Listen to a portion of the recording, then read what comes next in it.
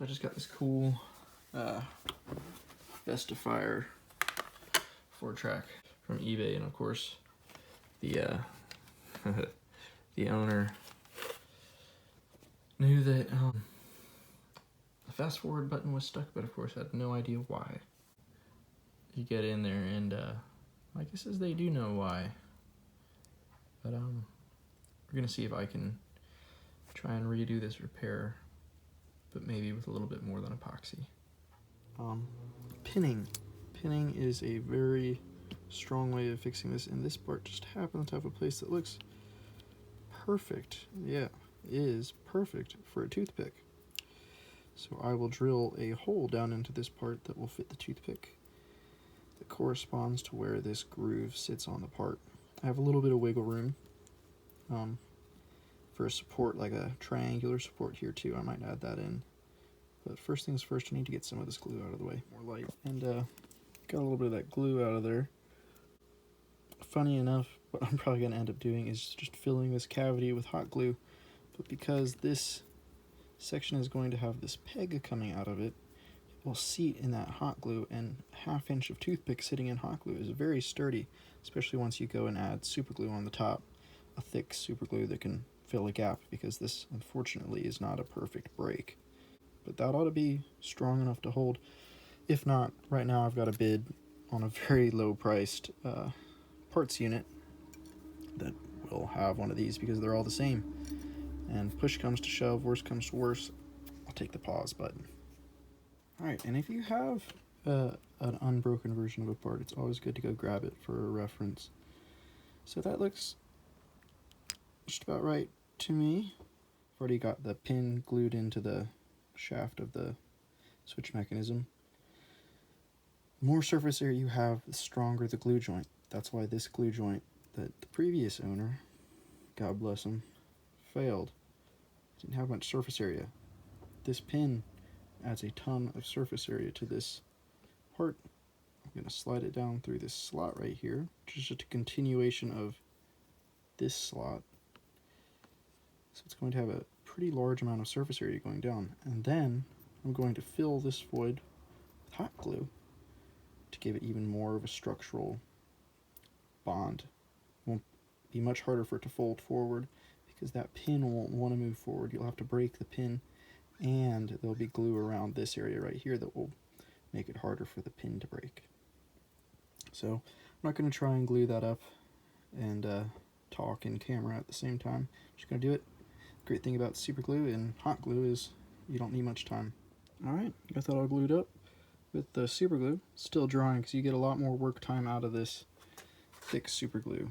This is my favorite brand, CA glue, mercury adhesives. You can get it on Amazon in a 3-pack. You get the medium, this is the thick, and the thin. The thin is great. All 3 types fantastic, and it also comes with a little bottle of fixin' if you're impatient. So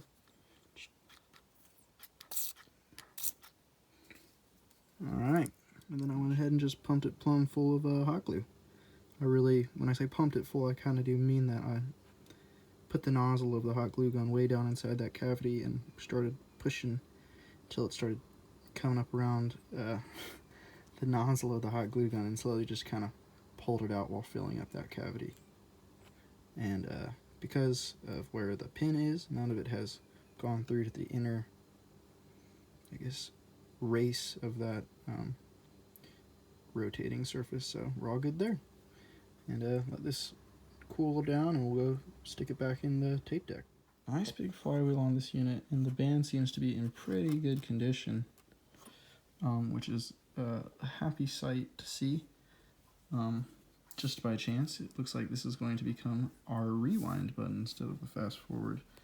Just have to get this tiny little spring back on, which shouldn't be hard, and then of course, as AVE would call them, the G's-less clit.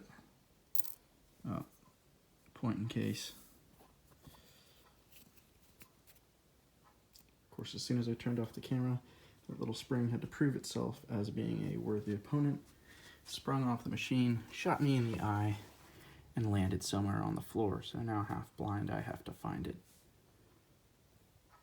in a bit of a mess. And there it is, in a bit of a mess. Pretty good for a guy with an eye patch. I've worked on a bunch of these now, and the Yamahas seem to be of a similar quality to this. The Fostex that I worked on is a smaller sort of notepad deal. It had a very generic style transport and cassette. But these bigger, older models, this one I think is especially a little bit older, very meaty. Everything in here is very robust. But you know, you got to think about the fact that the guys designing this designed it to the best of their ability, and then the next year the boss man comes in, tells them, well, we got to make 5 cents more on the next year's unit to hit our numbers. So every year, you know, maybe they used a different op amp and cut down on the flywheel because the op amp was the same price. And you know, they were using new technology to cut away at old world craftsmanship, because you could lose a little bit of quality in the mechanicals because you've just gained some quality in electrical. But who knows? That's just my speculation. All these old Japanese units seem to have very high level of quality, but this really takes the cake. Like this, there's all these like mechanical struts just to hold up the counter and stuff, and these huge switches down here. It's just funny. And I honestly, maybe that's a relay? The fact that it's in that big cage like that makes me think it's an inductor of some sort, like one of these adjustable ones. But these adjustable ones are for like bias traps and bias oscillators for the tape. A note on the mystery silver can clearly says 80 kilohertz on it. That is our AC bias oscillator. The way tape works is you need to apply a bias signal, a loud one, at 80 kilohertz, way outside the 20 kilohertz upper range of human hearing. Typically they range from 40 to 150, but the vast majority of bias oscillators that I've seen are 80.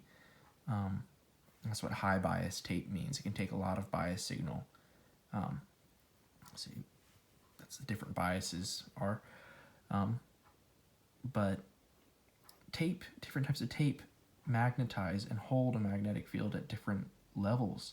They have like they react to different frequencies more linearly within a certain level of audio, but a lot of audio isn't there. So to have any sort of dynamic, what you do is you constantly apply this constant AC source, so it's constantly getting enough signal to be within the more linear band, power band of the magnetic tape. That's why having too much bias gives you more bass. Those frequencies that typically don't react as well in tape are actually, if you crank that bias up, the things that they typically don't want to record get over-recorded. But of course, things suffer more distortion, things like that. But yeah, basically all that bias is doing is giving the tape a constant amount of audio, constantly, that we can't hear. And essentially it boosts the actual audio. It's almost like a wave for the actual audio signal to surf on. For a kind of a clumsy analogy, our quiet audio signal, in a classical tape or something, very quiet violins, interacts just like any signal with the phase of that big loud sine wave that we can't hear, but we can hear the deviations in phase and how they interact, and it's constantly adding volume to our signal because the two waves combine. I've never seen anything like that. I might just be conveying how much of a total amateur I am at fixing these tape machines, but that's a new one on me. It makes you wonder what sort of a cassette-based fit of rage caused that to happen. I'll never know, but I can understand where that sort of feeling came from. I have a friend who apparently older than me. He had one of these when they came out, and he said that he tried to get into home recording and ended up breaking one of these on a metal post on his front porch. So, having done some recording on these, they really teach you whether or not you know a song. This piece of Scotch tape here is another sign that something might be afoot. I don't think they come with Scotch tape. It sort of implies that someone, because I have done this, may have tried to get inside of this motor to refurbish it. There's no real entry marks that would imply that, which is good. And the only reason why I say that this is troubling is that unless I win the auction on that, I think I will. The thing looks in terrible condition, but unless I win that auction and it just so happens to have a motor in it, I will be in trouble. I'll have to find something either equivalent to this or this, and that can be very difficult. Sometimes you end up having to buy, a lot of these, for whatever reason, run on counterclockwise motors. Unfortunately, those are very rare. So what you can do is buy the, in a series of motors made by Mabuchi, or I think Sanyo is the other one. Sanyo? I'm butchering that. I just did one for the Faustics that I'm working on. A Sankyo. Cancyo.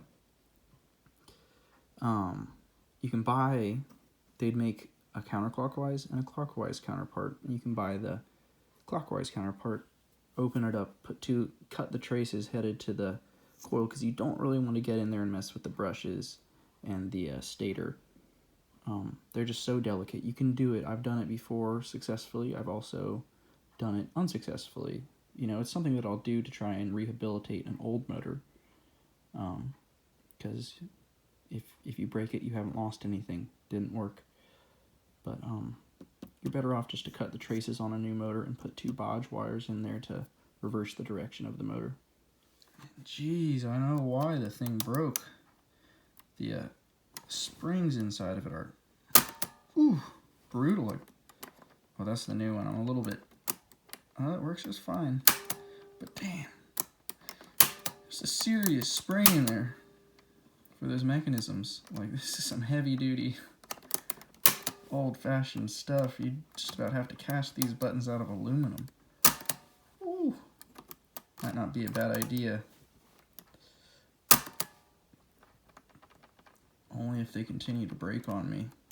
But it's funny, the new one, the one that I put in new right here, is less loose than a lot of the other ones. Interesting. This one feels like its spring isn't engaged with it. Yeah, I don't think it is. Well, perfect. I just put all the screws back in. So people will say not to use magnetic screwdrivers around the head. And I will say, as long as you're not tapping on the thing with a metal magnetized screwdriver, you're going to be okay. At the end of every build that I do, I go ahead and demagnetize the thing, so I don't see this little bit of magnetism hurting it. Otherwise, they wouldn't be able to really put speakers inside of, or these big coils over here inside of cassette deck. So, maybe not the best idea, but when it's this far away, I think you're going to be okay. Next matter of business looks like the power switch. That's not right. It does seem that this Gatorade themed switch has failed. And it looks like, to me, it just looks like a simple design failure. The only thing holding it on there, other than, holding it to its circuit board, which took all the brunt and force of plugging in and unplugging, which also looks to have gotten kind of kachiji'd. This whole thing is cocked to the side. Every component on it that goes through the clamshell is kind of pushed to the side, and the power switch, when I found it, was no different. It looks like someone had very forcefully plugged it in, or perhaps stepped on the power plug and broke the switch off. I would have liked to see this on a different board, at least than the power plug. You know, or at least have, not power plug, power switch, or at least have this power switch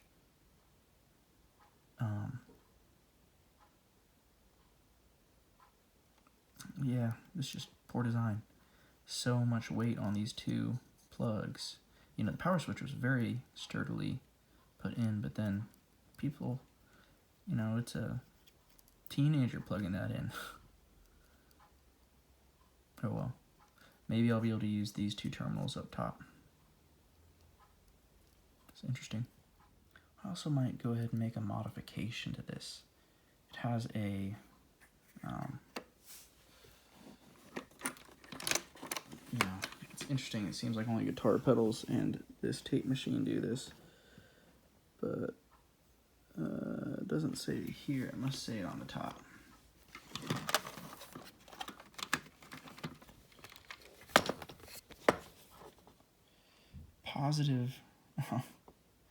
Positive barrel, negative center, 12 to 15 volt, and it didn't come with a power supply. Now I've got a bunch of 12 volt power supplies, and I'd love to ship this with a power supply when I sell it. I'll just take some acetone and wipe that off, or modify it, I'm not sure. Maybe put a note up top.